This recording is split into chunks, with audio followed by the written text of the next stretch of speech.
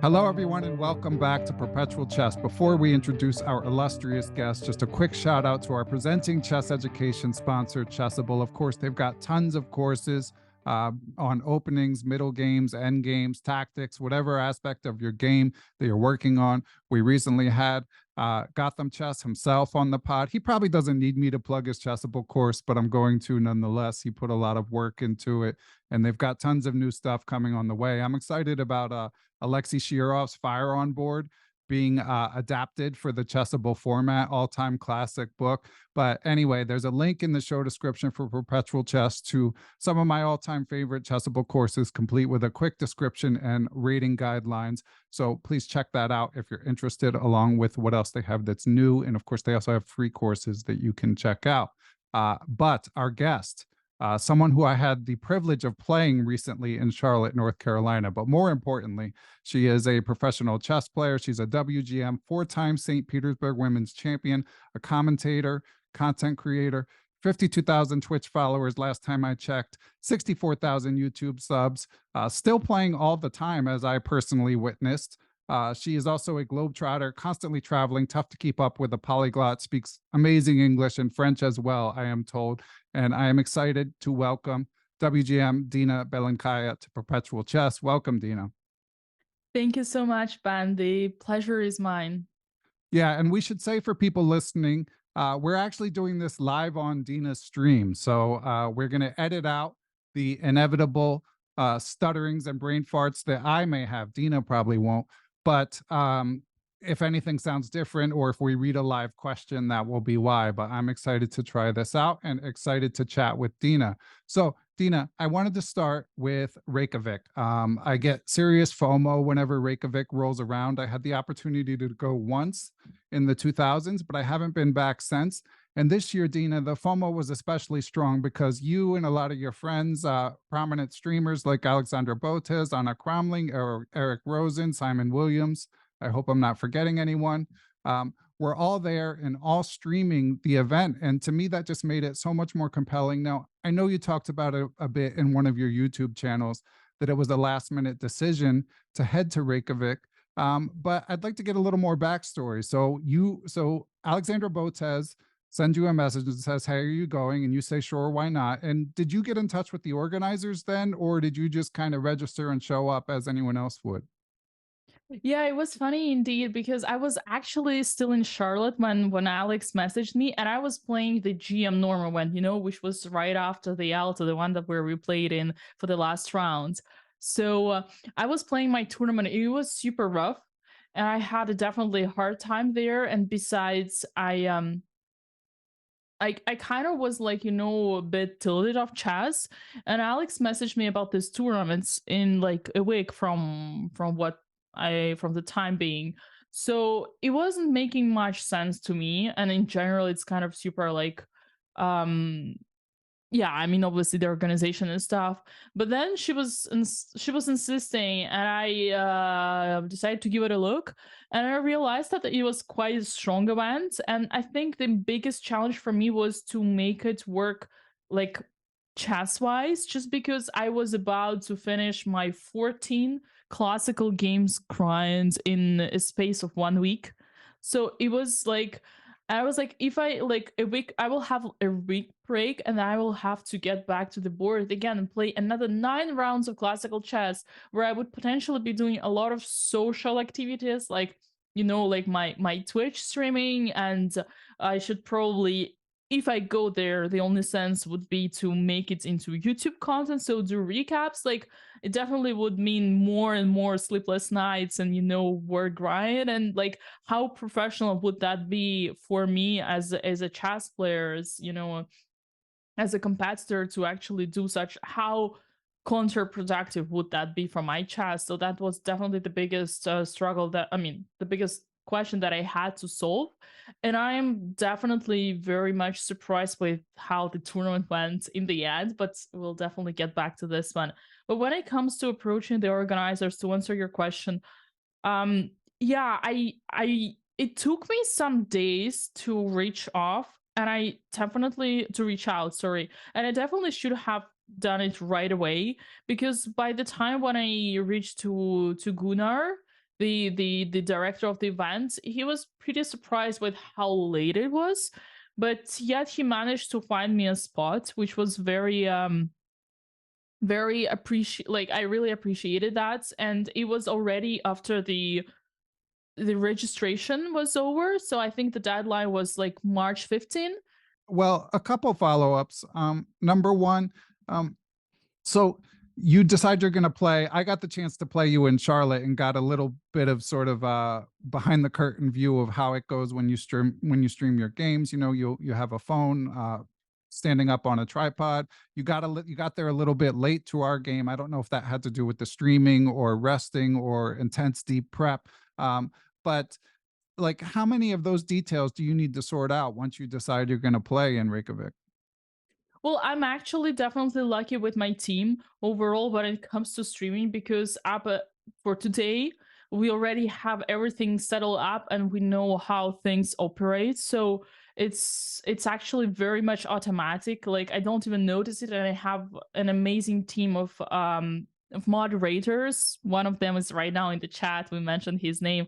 It's Grugan. You can see him right here. So yes, it's definitely a group of people that helps me operate the things. And yeah, so they actually run the stream. I also usually, what I take care of is finding the hosts for the event, and once I agree the dates with the host, then I pass the hand directly to my moderator, who puts the hosts together, who prepares the layouts, who makes them get ready for Zoom call and for the stream, and for, for all the layouts and all the details. Basically, I just launch the Zoom call and they're all set. And this time in Reykjavik, it was a different experience. It was something that I've never tried before, and something I was really looking forward, because it's kind of definitely a step up for me, which was to be integrated into Botez live streaming, live coverage of the games. It was an idea that Alex suggested to me back in January, when I actually spent the entire month staying and living with Botez sisters after my chess boxing fight with Andrea. Right. And Alex mentioned such sort of cooperations that we could potentially give a try, as like going to the chess tournaments together and making content together, like streaming and making it even more entertaining. And it turned out to be really amazing, because like Alex unfortunately had a rougher tournament than me, and she was playing the like a lot of opponents under 2000, which made her win her games fast, or like in general finish her games fast. Yeah. And I would still continue grinding. Well, in general, like you've seen us playing, like my games are super long. Yeah, my games are usually at minimum 4 hours or 5 hours. So yeah, it would make me continue playing for super long. And then, especially when I got to beat title players, I mean, such as grandmasters, then I lost to all international masters. I beat all Yeah. almost all grandmasters. One escaped from me. I beat grandmasters in Reykjavik.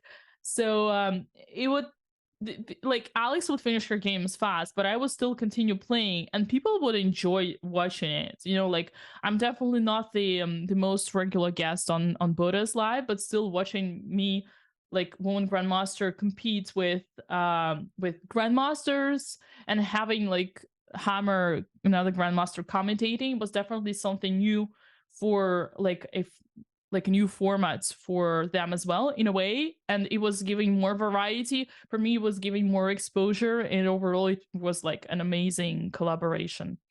Yeah, I didn't watch the Twitch streams much, but I checked out some of your game recaps, and you're a natural at that format. You're pretty funny, and you did have some clips with the aforementioned Yoon Ludwig Hammer, who was, of course, impressed like the rest of us with your game against Gajewski. And circling back to what you mentioned earlier, Dina, that you had a rough time in Charlotte. So for listeners, there were two tournaments there. The Alto, which is at least 21. I've shouted it out before. I like it as sort of a break from playing all these young monsters, although certainly they deserve their place in the chess world as well. So I had a good time, got to play Dina. It was a well contested game, but she outplayed me and outcalculated me. In the end, we might talk about that more later. But Dina then stuck around and played an invitational event. And as she mentioned, things didn't go that well. So when I was thinking about asking you to interview you, I was like, well, I don't know if the timing is right, because often when you reach out to a guest after they've had a rough tournament, they don't really want to talk about it, which I totally understand. But I saw that you're playing in Reykjavik as well. So,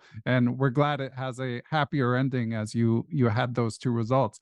But one more question on Reykjavik, or at least one more, Dina, is so I'm curious, people like yourself and Alexandra Botez and Eric, once you did decide to play, are you asking for conditions? Because I do feel like it really raises the profile of these tournaments. And as a chess fan, which I primarily am, like it makes me much more interested in the tournament. And obviously, the legend Ivanchuk was the top seed. Shout out to Niels Grandios, who won the tournament in impressive fashion. But to me, like having these people that you feel like you have a stake in rooting for really adds to it. So were you worried about conditions, or do you feel like the content benefits that you alluded to are conditions enough? So overall, in general, streamers do get conditions, obviously, and this is normal, and this is very, very nice from the part of organizers, because it's definitely not the case at other events. When it comes to me, unfortunately, I was signing up for such a late notice that there were no more spots for conditions available, but that wasn't actually a even like a question on the spectrum for me, because like I knew it was for something way bigger, and it was more for my, for my long-term career growth, so it didn't matter that much. Probably because I've managed to, already to build a kind of like more or less successful overall business, if I can call it so, as the Belenkaya or Dina Belenkaya, that like such decisions as to jump on this or that trip for last minute when I know it's beneficial for content does not require me to be having this side thoughts on like, okay, but what if I don't get the invitation? Like, what do I have to cover my expenses on my own? And that's definitely due to the tremendous support of my community on all the platforms that I do content for. And but overall, yes, to answer your question, definitely Reykjavik Open organizers are extremely supportive when it comes to streamers and the invitations, and that's definitely a must thing, as I think of for the future of chess. Yeah, I agree. So I hope you make it out there more. I know you're traveling a bunch. Now, let me ask you, Dina, because I know different people approach the game recaps differently. Like some of them just will live stream their thoughts after the game. I know like Ben Feingold does that, for example. And like I said, I didn't catch your streams, but I watched your videos. But I wasn't sure because you had some funny jokes in there. I wasn't sure if they were planned or not. So are your game recaps that you're doing on a tournament like Reykjavik, like are you producing those separately, or are those coming from your stream? Oh, so it's pretty simple. When I play in the game, so I'm on the live of a Twitch channel, either mine or, as it was in Reykjavik, Botez live, and then there is like a host commentating those games. And when I do YouTube recaps, so it's usually like later on in the evening or the next morning when I get back to my hotel room, and then I analyze my game with the engine, like on chess base with Stockfish. I go through the game and I like kind of like understand everything what happens. When I have this clear summary in my head, I set up my camera, my microphone, and I record the game on my laptop, like the analysis of the game on my laptop. And then when my team does the editing, they usually just sometimes they can include the clips. I mean, usually we try to include the clips from the from the live commentary, because it adds more dynamics, and it's also very nice to watch, like the complete scene of how it was in action. Okay. And I see in chat the original Black Pepper says he's glad Ben Johnson is not in the Discord because what would I think of the messages Dina sent after the games? Uh-oh, Dina. Now, first of all, let me say I Yeah. did get to catch her post-mortem. So the way it works is when Dina plays someone, she's got to jet out after the game. So obviously she was polite. She shook my hand, but then she went upstairs to stream her post-mortem. And a friend of mine Ed, shout out to Ed, grabbed me a few minutes later and said, "Hey, she's live streaming the postmortem." So obviously, having just lost to a stronger player, I was excited to see her thoughts. So I was able to catch that. And as I told Dina subsequently, like I actually learned from it because I don't know if this is what she said in Discord. I'll ask you in a second. But basically, you were philosophical about the game. I felt like I had decent chances. I had a little bit more attacking prospects than you, but you were basically just like sooner or later he's going to mess up. And sure enough, that was true. And I was saying like that's instructive to me because obviously in this case you're stronger than me, but when I play players lower rated than me, sometimes I try to sort of, if the game is not going the way I want, I get the idea that I'm going to think my way out of it. And in reality, you just have to play decent moves. And sooner or later, they'll mess up, hopefully. It seems like these days they don't mess up as often as they used to. But anyway, I found that instructive. But if that was not the trash you talked in Discord, Dina, I want you to reveal what you said.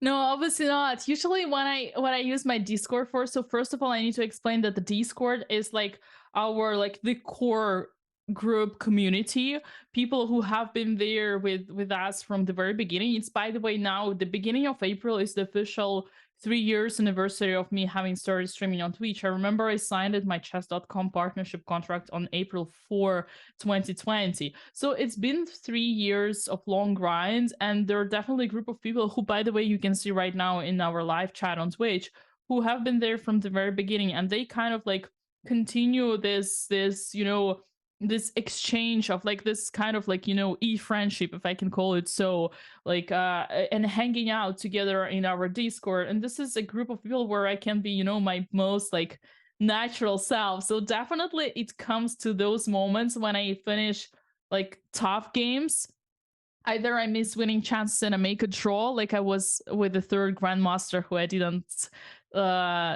take a scalp of in Reykjavik, or when I lose like painful, like just war when I lose, and I know that community has been following that, and I know as a fact that they know what I'm talking about, and then I'm going to that Discord and I send some very emotional, deep, and dark messages that I would never post anywhere. I hope no one makes a screenshot, and even if you do, I would always say that it's Photoshop. So yeah, I'm safe there. But when it comes to giving my thoughts after the game on my Twitch channel, I mean, whatever is live, I definitely try to keep it professional and not being toxic. But on Discord, I can let myself free and be just as toxic as I want to be. And talk trash about me. Yes, I can do so. And it's very bad, but I can do so. Yes, Okay. but I mean, I didn't. You see, I won against you, right, Ben? Yeah. So there was no meaning. Yeah, Like there's I no. didn't have any negativity inside. I didn't want to talk trash about you. I didn't have that. Yeah, didn't have to kick That me when I'm down. I get it. yeah, totally. But when you speak about the philosophical part of me, oh, definitely the game, like the chess game, is like the whole life that I live, and I have a whole bunch of emotions. Definitely way too much, because sometimes they totally mess up with my brain and make me do worse decisions, especially when I get to, let's say, like converting your advantage or like stuff like that. But it's a lot of learning, but it's mostly a lot of practice. And as far as of today, I've been grinding for soon to be like what, 25, 26, or 24 years of competitive chess. Yeah, I definitely am a practical player. So when it comes to those conclusions, they come from with just having played so many opponents and knowing like what's the strategy. Okay, what's the strategy when you play against lower rated player? What's the strategy against when you play against high rated player? It's definitely not the same case. And like, just keeping up with good moves and like watching your opponent getting lower and lower in time is definitely like a super safe strategy. And when it comes to facing lower rated opponents, they always mess up at some point, unless you mess up first, which would be an accident, and then it would lead to toxic Discord messages. Okay. And let's bring it back to Reykjavik, Dina. So as you mentioned, you're pretty busy because the tournament, there were more 2 days in a game rounds than I remembered from the time that I played. And as you mentioned, all the content that you're creating creates additional demand. But I think the reason someone like me feels FOMO, and probably a lot of the people watching slash listening, is because it just seems fun. So I'm curious, Dina, you're seeing your friends, there's chess fans there, I'm sure, that want to say hi to you. Like, I know the Reykjavik Open in particular is famous for like a pub quiz night that they do. They've got a blitz tournament. So do you get to do much socializing, or does all the content creation kind of remove that possibility for you? It's funny you ask it, and you might be surprised, but I'm not a social person at all when it comes to nothing related to work. And when it comes to like entertainment, I'm not a social person. And I what it, and during the tournament, I had zero social life, like literally zero. I didn't have time to eat. I didn't have time to sleep. I didn't have enough time to record my podcast, sorry, my recaps. I didn't have enough time to prepare for my games, but I had a lot of inspiration and motivation, and I was super confident, and I was like super like in the zone. So yeah, again, giving you way too many details that you asked for, but I hope this is what you're here for. Yeah, for sure. And someone like Simon Williams, who was actually there, this was before he was famous. When I went, I think it was 2006, and we spent, I got to know him a little bit through mutual friends, had some drinks at a pub with him, and I saw he's no stranger to the pub, as we know, and I saw some pictures of him socializing. So were you hearing about, like, were people texting you and saying like, hey, we're going here, but you couldn't make it? Or were you just so sort of in the zone that, like, like, how much socializing was going on beyond what you weren't able to participate in, is what I'm asking for anyone interested in going in the future. There's definitely have been so much of like lots and lots of socializing for sure. I wasn't a part of that because I had other priorities such as like just rest after my 10 hours games of chess and recording recaps, and my mind was all over YouTube. And I could develop this subject more later on because it's definitely been a turning point for my YouTube grind. But I did like catch up with some chess players, and such as Simon Williams himself, in the hotel, because we were all mostly staying in the same hotel, and especially creators. So I did catch up with Simon, but it was always like randomly just going to the dinner when he was still there. Right. And same with Alex. We did catch up couple of times in the beginning, and then things have been so tense, like so insanely like complete, that I could see that even she was like super super busy. I mean, obviously it wasn't just my case. We did have a nice night out in the last evening, and that was probably because everything like ended, and it was like, we didn't have that pressure to record recaps or prepare for the game. So like both me, Alex, and Simon, we actually did go out to the bar, and Anna Cramling was also there on the last evening. We did play some blitz for fun, and we also posted some photos. So it was exact the way you described it, but for us it was only like it only happened once. And I had zero time to explore Iceland, unfortunately.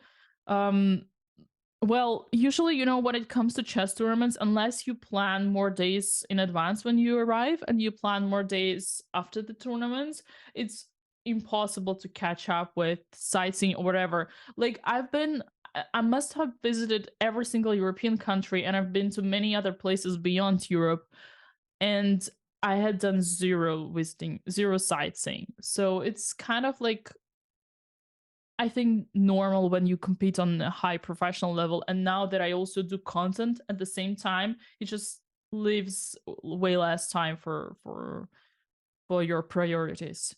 Okay. And this was your first time playing the Reykjavik Open?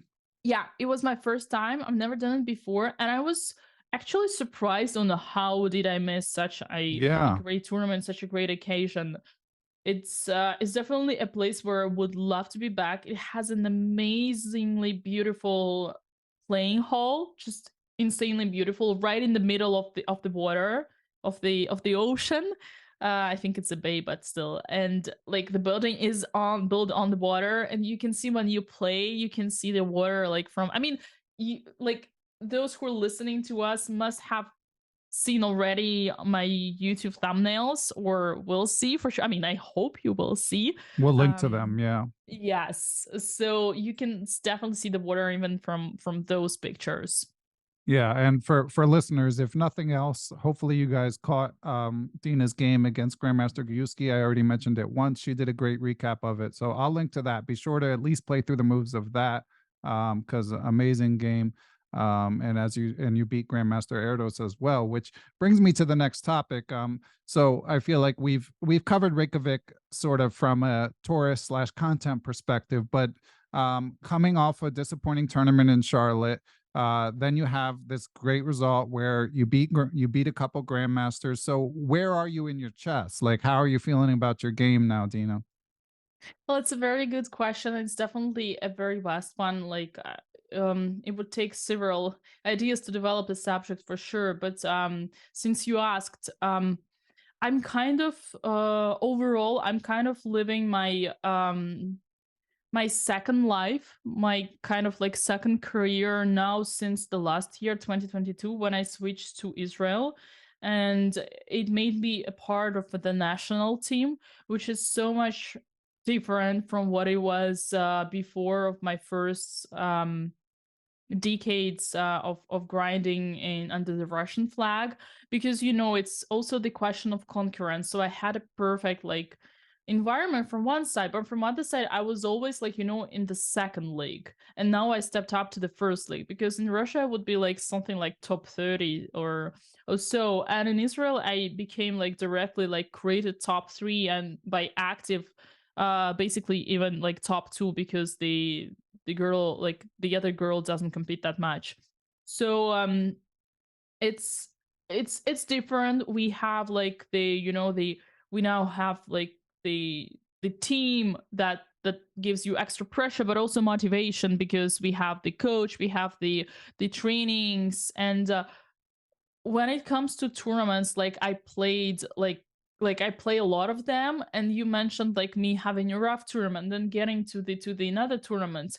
Overall, like the way I approach chess is super philosophical. Any game is a lesson, is an opportunity to learn, to improve. And just because it's a game, it also depends on so many various things. You will not always perform. And when you look at my rating, it's always have been, like ups and downs, like forever. There's so many factors that affect the way I play. It can be like my physical state, it can be my mental state, it can be my like the question of luck, it can be the just some, how I would phrase it, like obviously my chest shape as well. And like having played 14 classical games without barely any break and having performed badly in them was also like a warming up for what was to come next, right? But it's sometimes there is a lot about your confidence for sure, and the fact, as in any sport, because chess is a sport for me, is that the ability of being in the zone. So I definitely could feel that I was in the zone in Reykjavik and I was not in Charlotte. So that was affecting things surely. But when I came to Charlotte, I was super rusty because I haven't played chess since January, and it was like mid-March.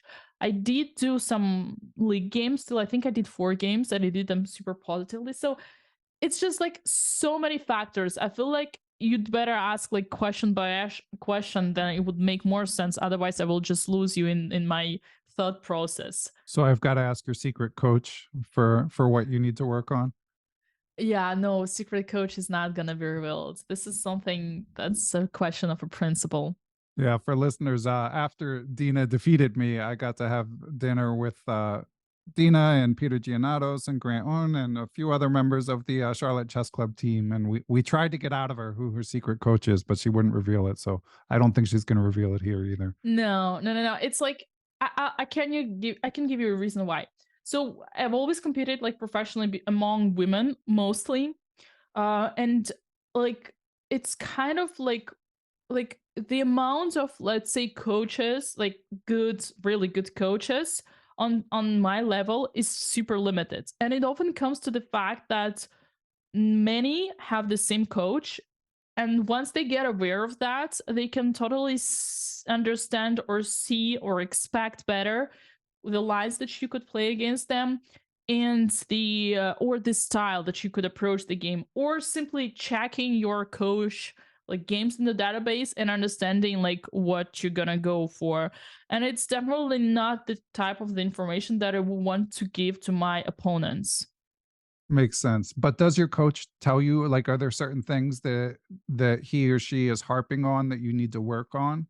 Oh, absolutely. I mean, for sure. But I can tell you as a fact that I am stealing way too much genius catch up phrases or like content ideas from my coach.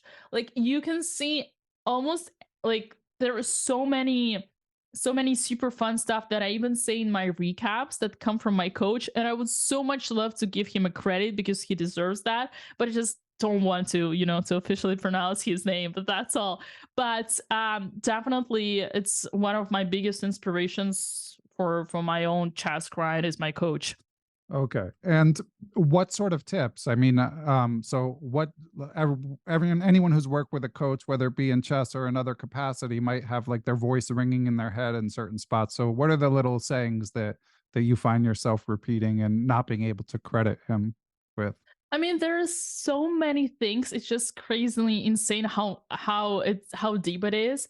But if I were to spot couple, I would say just play logical, like Dina, play logical. Like he told me before the game with the first grandmaster that I beat, the Gajewski, Greg.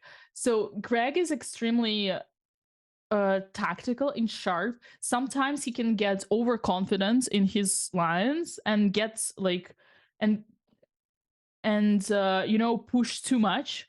And that's exactly what happened when Greg played King F7 and then King King G6. G6. Wow. Yeah, it That was like, move floored me. Yeah. yeah, it was my dear friend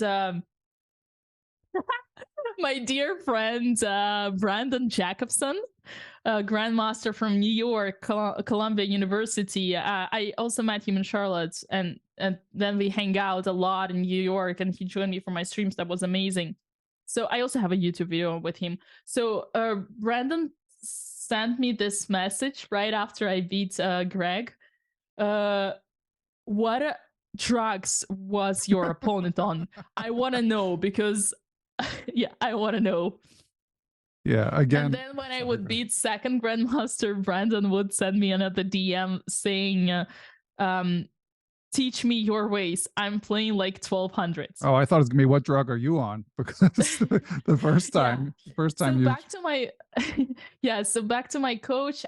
When I was playing the second grandmaster, my coach sent me like these messages with advice like so he's super unconfident, he can take a lot of time and get into time troubles, and sometimes he can go like crazy, and you really need to stay logical to play logical moves. If you play logical moves, you're gonna be fine.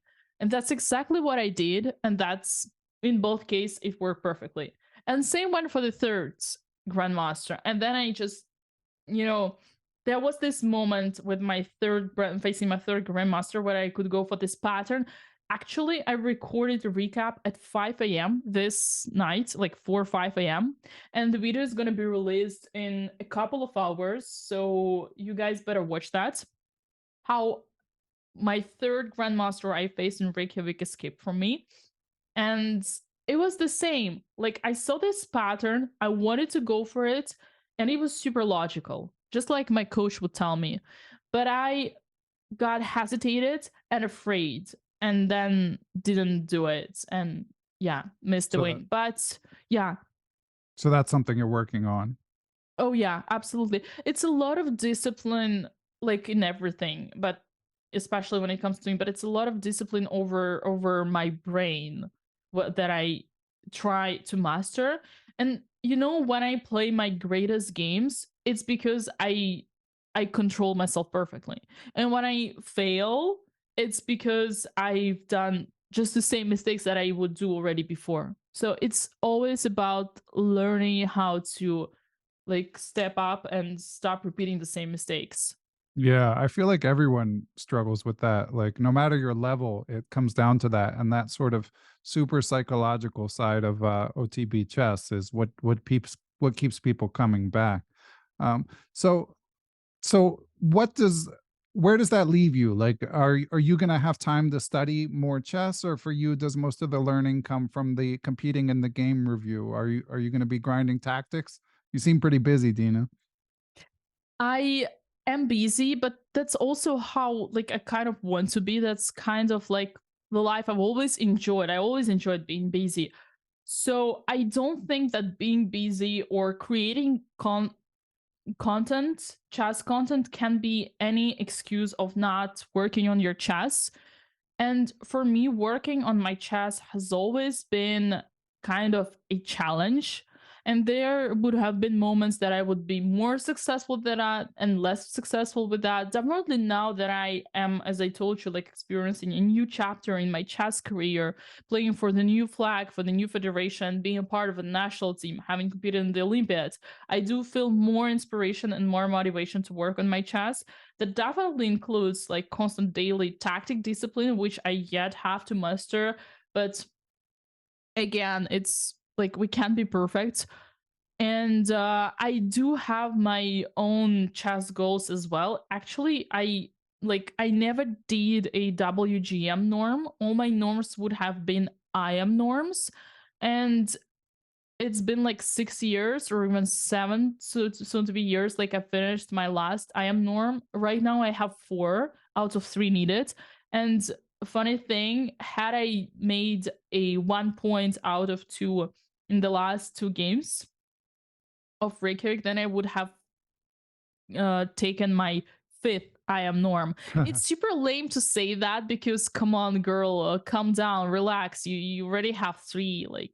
Like it's just an ego thing, But it's a nice thing to see that I continue performing at the level of an IM, and that makes me think that I definitely have no right to quit competitive chess before I step like do that next step. 2400 is definitely the rating barrier that I absolutely want to cross, and I would not forgive myself if I didn't accomplish that as a chess player. Makes sense. Yeah, it's good to have that motivation, and as you say, getting to play for Israel and play and stuff like the European Team Championship and the Olympiad, I'm sure is a good motivation as well.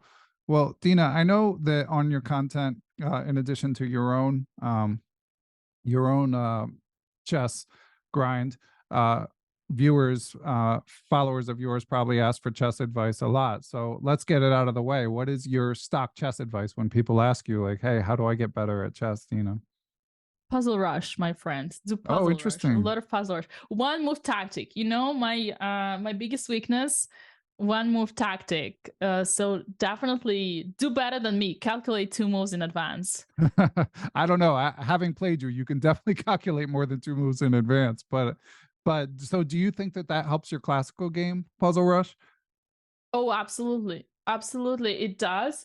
Because in the game, like, especially the way I play chess, I do not calculate. Like, I've never been strong with tactics. My brain operates in a strange way. I always think about ideas, concepts, like, but I never think concrete. I never go like into concrete calculating lines. And it's also where like mistakes are waiting for me because I blunder way too much. And well, it also depends on like what's your brain state is, like how well did you sleep, like if I hadn't had any sleep for the last 3 months because I've been like grinding nonstop, then definitely I'm not in the best physical shape for my chess competition. But um having those tactical patterns coming to you like automatically and seeing things without willing to see them is definitely the zone I am in when I come after like a 1 month of daily puzzle challenges and stuff like that. I think my best result in the Russian high league was when I came after like 1 month of daily puzzle rush tactics. And yeah, that was the year when I qualified for the World Cup. Also, first time ever. It was 2021 summer, and right before I had this Russian High League. And Russian High League is like semi-final for Russian Championship, and you get to fight for 6 spots to be selected to play with such girls as Kostin, Garashkina, and others. So, and I could see how insanely better I was in that tournament with 1 or 2 moves tactics. And I mean, brain and chess brain is just like, once again, it's a sport. It's a muscle. It's like any other muscle. You don't train it, it degrades. You have to constantly daily train it. So you're doing Puzzle Rush at least a little bit every day, give or take?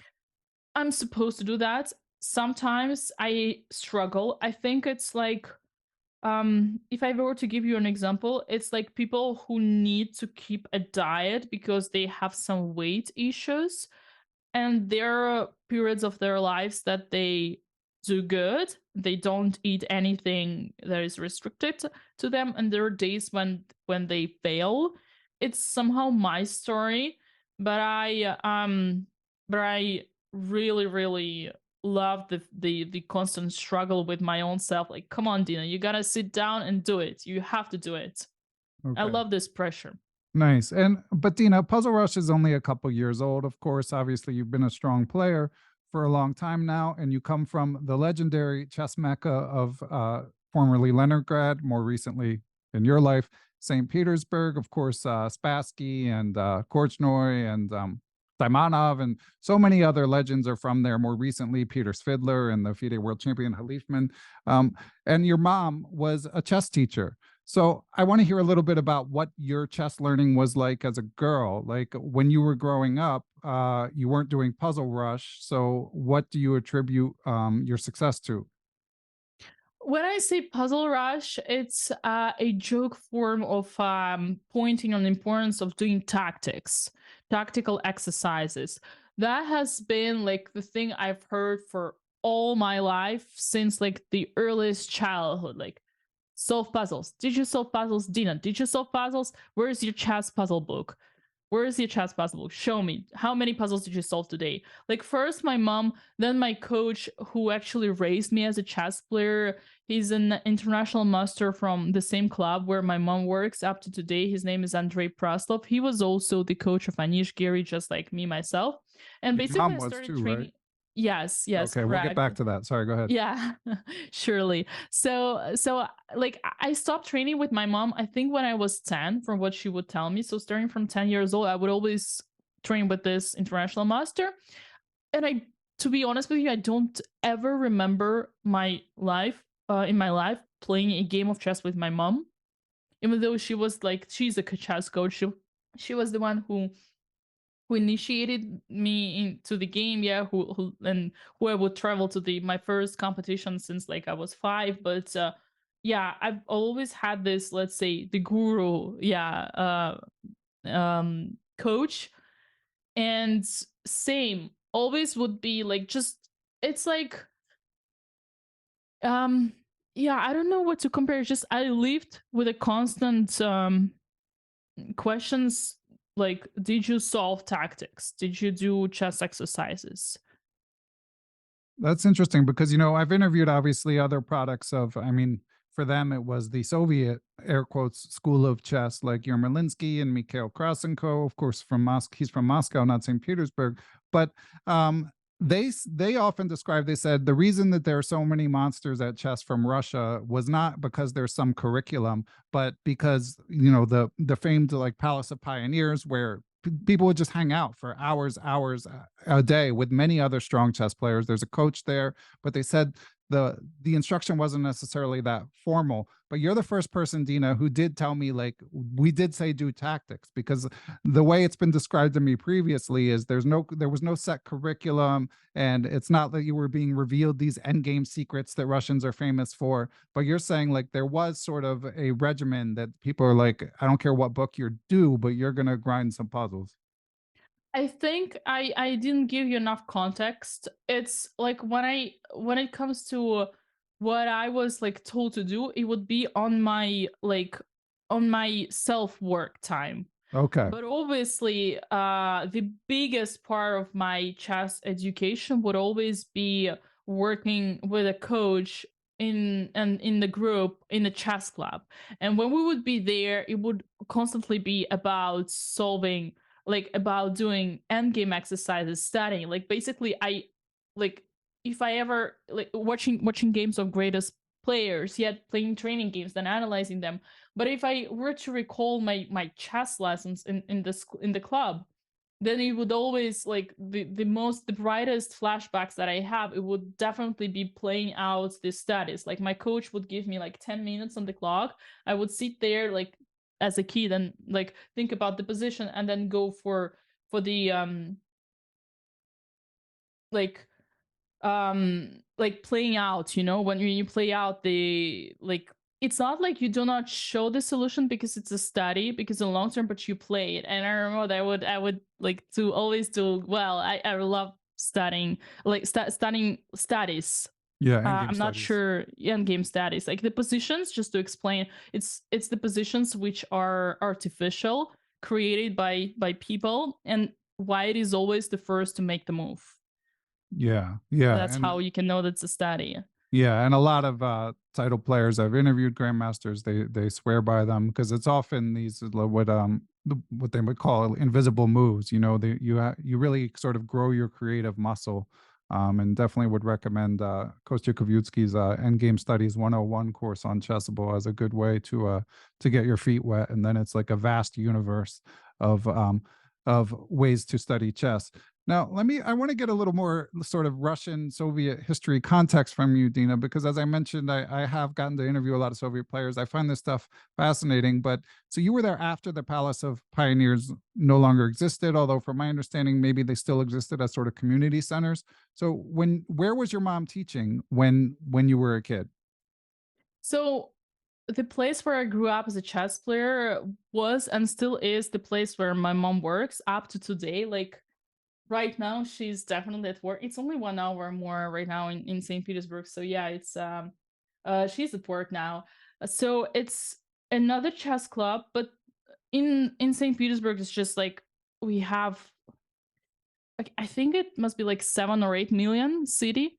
So there are like dozens and dozens of chess clubs. And the club where my mom works, where I grew up, where Anish was also taking classes, it's like one of the biggest. It's not like the most well known as Chigorin Chess Club or the House of Pioneers, as you say, Anishkov Dvorets, if this is like Right. you remember. Yeah, so these two are like the historical because they're right in the city center, but we are like in like on the north of the city. So it's another club. Um Definitely some of the people watching this or hearing this podcast would love me to pronounce it. So I will go with it used to be known as Dush 2, and now it got renamed to Shor 2, which basically stands for it used to be like your school of sports, and now it changed to Olympic School of Sports. And it used to be only for until 18 to youth. Sorry, I keep mispronouncing this word.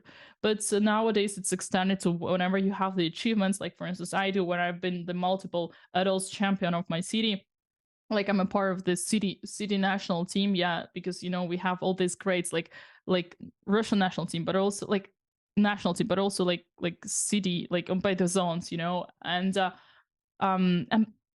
yeah, so it's like this is the club where she works until today. This is the club where I grew up. This is the club where Anish was taking classes. And it's basically like an institution because we have a bunch of different sports sections, by the way, just like in the place you mentioned, which it's not just chess. We have ping pong, we have some martial arts, we have some running, stuff like that.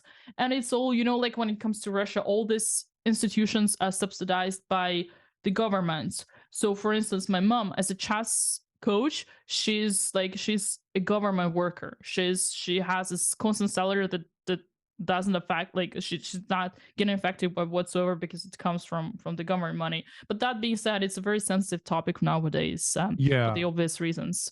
Yeah, of course. Well, I want to hear a little more about little Anish. So do you remember him? You guys are pretty close in age. Do you remember him? Before, obviously, he moved to Japan, so he was only in St. Petersburg for a few years. But do you remember him from the classes? He wasn't in St. Petersburg for a few years. He was born and raised in St. Right, but in Petersburg. his chess years, sorry. In his chess years, same until he moved to Netherlands. So his storyline is like he grew up like in the kind of the same neighborhood where I come from, and when like our club is, that's the reason why he went to this club. And when he was like 7, he went to the school the first time, and he got this classmate who was into chess and already going to my mom sections, and he was like, hey, I do this chess there and I really like it, you should join me. And he joined, and this is how he ended up like being in the group of my mom's students. And then my mom right away saw how tremendous was his talent and kind of started supporting him through his way. And his parents are like both met, I believe, in the university, like Peter the Great, St. Petersburg University, the same university that I graduated from later on.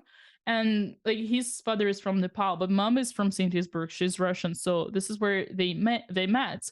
And Anish's father studied like geology, I believe, and he just couldn't find like job in St. Petersburg. He would keep having these like short-term contracts in Japan because of the field that he was studying.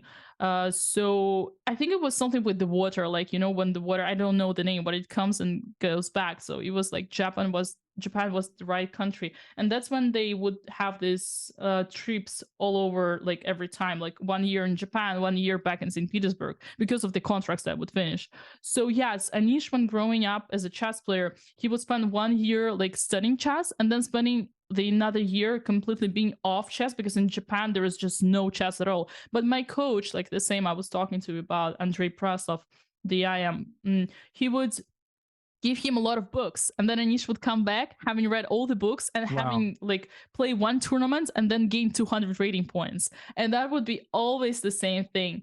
And then there was a moment which was kind of, I believe, rough for his career, because at first when he was like showing so many results, but yet like it was kind of like a side thing, chess, his parents were more insistent on him going to school and doing education, as any chess parents who never been to chess do not really understand the potential behind the chess, when like even if they are told that their kid has an enormous talent.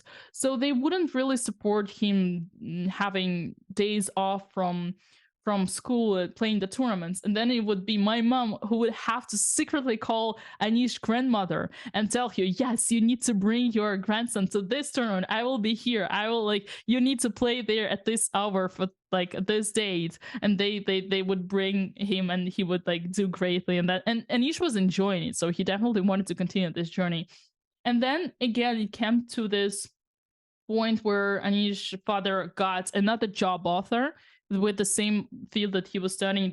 He was doing the engineering already in the Netherlands, again another country that this water things are making definitely more sense. So, and that's where they moved, and that's where the contract was like more long-term for his parents, and that's what made him stay. And obviously, again, just as me, like having like living my second life as a chess player in Israel, as a part of national team in Israel, I believe it was the same for Anish when he entered the Dutch Chess Federation, is that they immediately saw the potential and the importance of such a high-level player, which I feel myself in Israel right now, and I didn't have the same attitude in Russia simply because there's just too many of us. There are too many great players in Russia. And like when Anish was growing up, such players as Sanat Sugirov and Vladimir Belaus would just be a bit higher rated, but also more having achieved more simply because they have started studying chess earlier. So they would already be like grandmasters. They would be the part of the Russian youth national team and not Anish, simply because it's just like there were so many of them, too many. Yeah. It was funny. I remember probably the last detail I gotta tell you on this one. I remember my uncle was so because I mean obviously my uncle also played chess and my cousins did. So my uncle and my cousin entered me on the stream the other day. I mean just to give you a context, like in like when you're in chess, just your basic level is 2000. You were an amateur, you never done chess. So that's case of my family. So connecting this to Anish, I probably must have lost you, but I'm almost there. I'm here. My uncle told me, I remember when I must have been like 10 or so, my uncle told me, tomorrow I'm creating a website and I'm calling it Anish Giri, and I'm buying this domain because Anish is going to be the world champion, and when he becomes one, I'll become rich because of having owned the right of that website. Wow. And Anish, of course, in addition to coming very close, and maybe, you know, I know he's still working to get there as world champion, but obviously done quite well for himself. He's also a Twitter legend. Was he funny as a little kid? Oh, totally. Oh my gosh, he was so hilarious. But also, okay, me and Anish, we had a very rough time when we were kids. Like, we were kind of like growing up a lot together with all the chess builds, but we would constantly be competing. I obviously was so jealous that my mom and my coach both like were so hyped about him. And like, I was just like, you know, a side actress. And I think I made this tweet when Anish finally won Pedestal. It's like, it was funny. It was something like, finally my mom, my mom is happier than the day I was born. This was the tweet I came up with in this year. So, like when we were growing up, we were competing a lot in some small, completely childish things. Like I remember we would do like Anish would say, okay, let's compare our handwritings, who has a more like cleanest like handwriting, and then he would write roads. And I remember it was Markovka, which is like a carrot, and I remember like I have up to today, like we were maybe 7 or 8, and like I remember how he wrote this carrot in Russian and how much it was prettier than mine. I was so pissed off. And then I remember like how much, like for instance, I love dogs, and I would like what I would do in the training camps in the summer training camps is that I would go steal food from the kitchen, from the like canteen, and then give it to dogs. And Anish would always criticize me for that. He would always laugh at me and say like, stop doing your peasant like peasant like things, and he would always be afraid of dogs, so he would always look at me super like, you know, arrogantly for doing that. And I have so many more stories of that kind of thing, but yeah, a lot of memories, definitely. That's funny. Yeah, I think I saw an interview with him where he said he's not that into pets. I'm guessing with your current schedule, you don't have any pets yourself. Actually, my mom has quite some. We used to have 2 dogs and 1 cat. Now she has only 1 dog, and it's also like kind of old, so might pass out soon. But we've always had like pets. I do not have them right now in France. Obviously, yeah. You kind of need, you know, the older generation to be taking care of the of the pets. Even though when we got our first dog, it was like I was 14, and I told my mom, listen, I travel all the time and you're alone, so I don't want you to be alone. I want you to have someone like to give you a company, so let's take a dog, and it's gonna be my dog, and I'm gonna take care of that. I'm gonna like walk her out and, you know, like clean out for after her. But obviously it was my mom's dog. Gotcha. And I had one more question sort of on your upbringing and your chess development, because Dina, you've described yourself as a late bloomer in chess, but it sounds like you had so much infrastructure around you, you know, obviously being the daughter of a chess coach and having so many chess compatriots to hang out with and so many legends living in St. Petersburg. So I'm curious, like, do you think that you were really a late bloomer, or is it more what you were describing in that there were just so many strong players that you were a little under the radar? It's a very good question because it's definitely the thing that I've always had in my mind. But right now, after having um turned into chess content creator and having started like traveling around and seeing this new chess perspectives as like the chess scene in France or the chess scene in the United States, I realized how strong I am and how wrong that statement could have been. And it definitely must have been the context, just because there were so many of us that I would like. My only medal that I won at Russian Youth Championships was already junior under 20, and I finished third. But when you take any other European country or United States and you see, as I did now in Israel, like I'm immediately top two.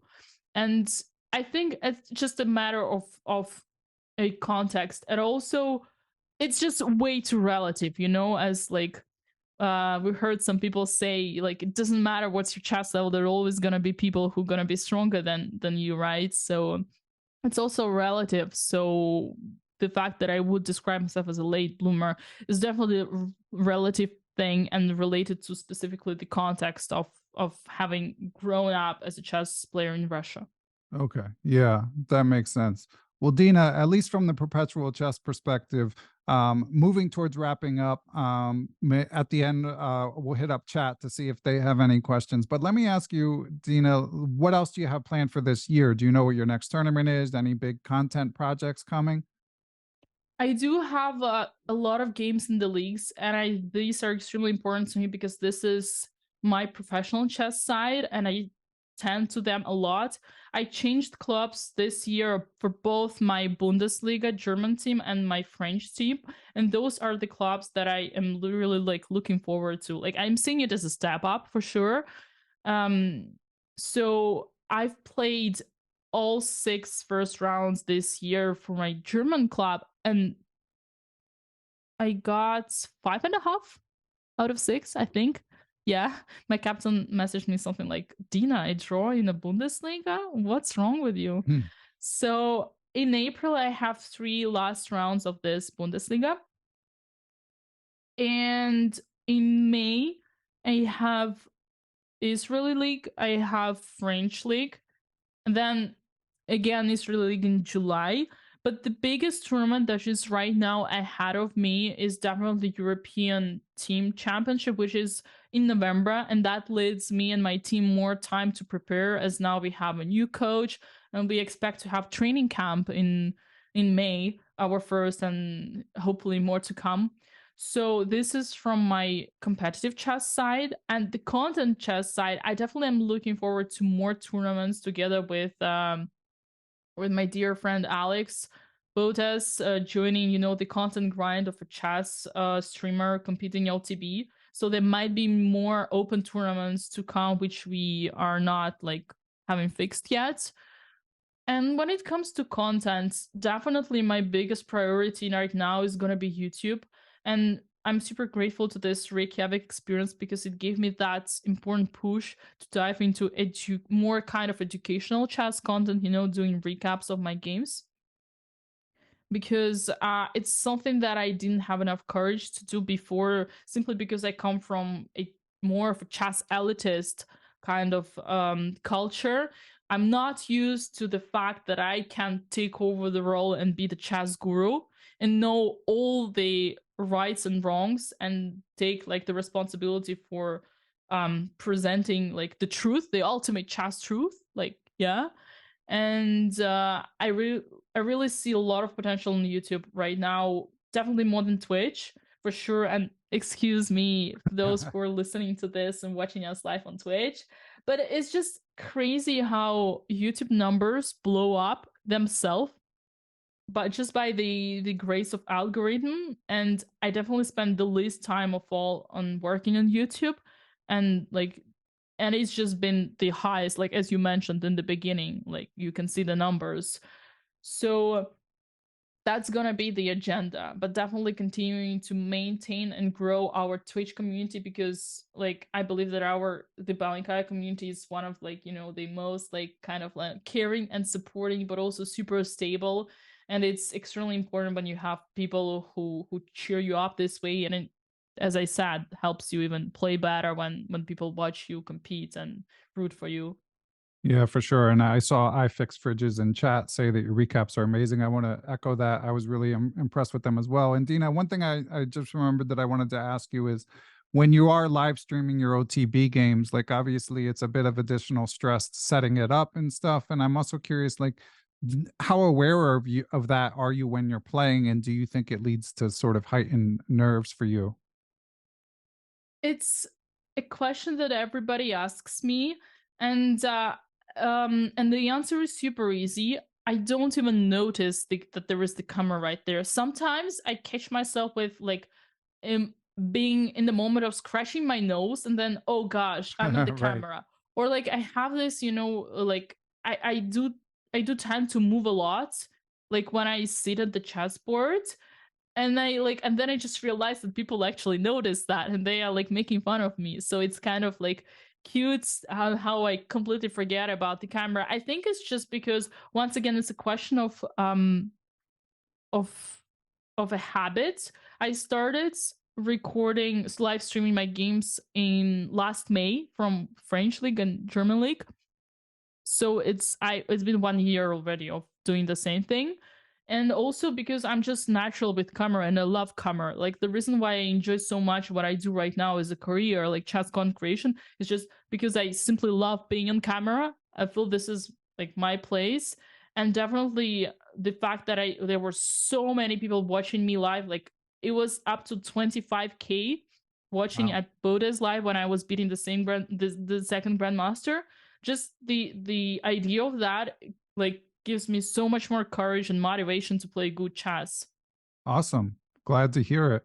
All right. Well, Dina, I'm going to first of all say to chat, now is the time. If you guys have any questions, we'll take a quick look and try to work a couple in. But while we wait for the lag and wait for the questions to filter in, Dina, do you have anything you'd like to add before we uh, move in the direction of saying goodbye on what will be the podcast?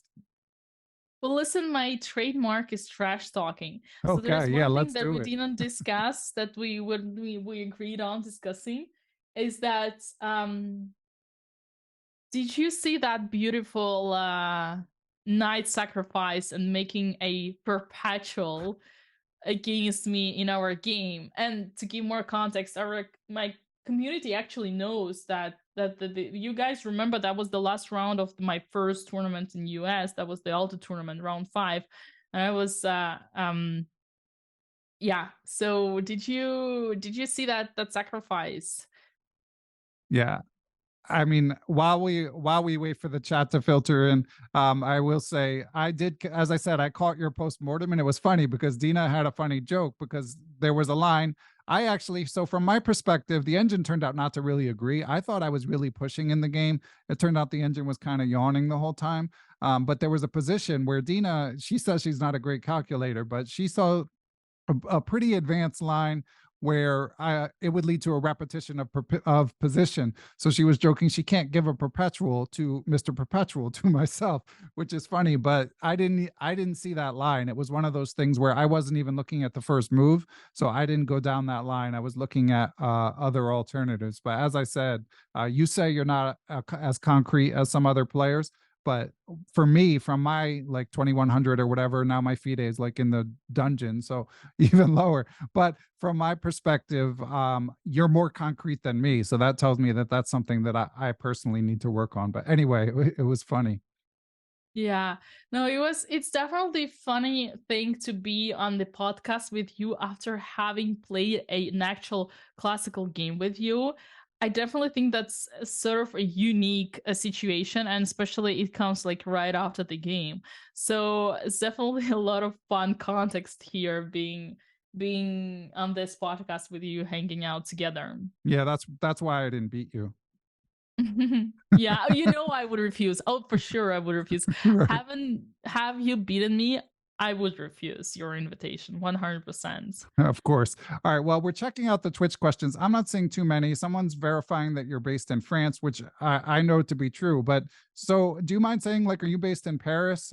Are you a city or a suburbs person? I'm in the suburbs as of now, but I'm planning to move closer to the city because it's definitely gonna be easier to operate. And now that I have my sponsor Immortal Game right in the middle of the of of of Paris with their studio, and the studio is gonna be ready very soon. So I will need to join like their actual studio more often, and yeah, for various reasons it's definitely gonna be the next step up. But I'm not that far either, and definitely Paris is one of the cities where I enjoy living the most for various reasons, and it's definitely super easy with the connections because I travel all the time, and when you're like in the core in the city in the center of Europe, it makes things so much easier, especially nowadays. Like when had I stayed in Russia like for any reason, it would be almost impossible to travel nowadays because of everything which is going on. Yeah, that makes sense. Okay. And we do have a couple questions coming in. One of them was, if you had children, Dina, would you encourage them to play chess? Oh, that's not even that wouldn't be even a choice. That would be a must. I mean, justice for me. I was never asked, Dina, do you want to play chess? It was like eating or drinking or breathing. It was the same studying chess. It was for me, it was only when I got like maybe 15 that I realized, oh, I actually play competitive chess and I actually like that. Maybe I should do something for it. Maybe I should like try to do some efforts for my own. But yeah, for my children, it's definitely gonna be like a must. Okay. And one more question. This one's from me. I forgot to ask you earlier, but I mean, obviously we have a lot of tournament players and there's more and more people getting into tournaments. And you, even though it was your first time at Reykjavik, obviously you're quite well traveled, Dina. So if someone were to do one sort of chess vacation in one of these big open tournaments, do you have a recommendation? I don't know how many you've played aside from Reykjavik. Yeah, there was one more that could definitely compare to it, but unfortunately it's no longer existing. It's Gibraltar. I think it's Right. kind of the same vibe, absolutely amazing location and so many more interesting sites and things to do. And Gibraltar, there is only one game per day. Yeah, so it Yeah. makes also things easier. It's important. Yeah, funny. Alex told me like last day, okay, Dina, I do want to do more tournaments together with you, but please, no more double rounds. Hmm. Yeah, yeah, it's too much. It really It's is. And definitely the American thing, and I can understand that because people have to work in America and blah blah blah. But we also need to save our energy and health and not get into 10 hours of playing chess per day grind. yeah, I agree. Have you played Sunway Sitges in Spain? Thank you for the recommendation. That's That's definitely. number one on my list. I haven't played, but it looks amazing. I just remember that I got a WhatsApp message from the organizer that I didn't respond to. Thank you, Ben. Oh, It's sure. it's Yeah. definitely the place that I want to check out. Excellent. Well, glad to hear it, Dina. It's been a lot of fun, hearing your story. And again, I forgive you for defeating me. So I think listeners know, but check out Dina's YouTube channel. You're the Belenkaya across platforms, right? It's now Dina Belenkaya on YouTube. Okay, so Dina Belenkaya on YouTube. And to those of you watching on Twitch, thanks for tuning in. If you enjoyed this interview, be sure to go through my huge catalog of back interviews. Not everyone that I interview is Dina, but we do the best we can. All right, thanks, Dina. Anything else before we say goodbyes and wrap up this podcast/stream? Well, Ben, I'm looking forward for you taking that revenge if you dare. Yep, I better hit the books then. But yeah, sounds good to me.